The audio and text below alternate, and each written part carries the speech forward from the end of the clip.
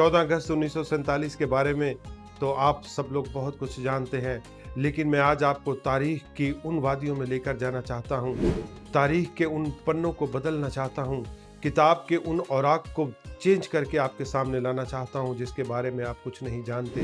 Basically ये जो आज़ादी हमें हासिल हुई है, इसका सफ़र शुरू होता है 1857 से। जी हाँ, जब ब्रिटिश इंडिया ईस्ट कंपनी ने हमला किया हिंदुस्तान पर और उन्होंने कब्ज़ा किया पूरे हिंदुस्तान पर। उस वक़्त हुकूमत थी बहादुर शाह ज़फ़र की, जो मुसलमानों के 20वें बादशाह थे। बहादुर शाह ज़फ़र एक ऐसा नाम था कि जिसके नाम से लोगों की टांगें थर-थर काँपती थीं, जिसके नाम का डंका बजता था, जिसके नाम का तूती बोलता था।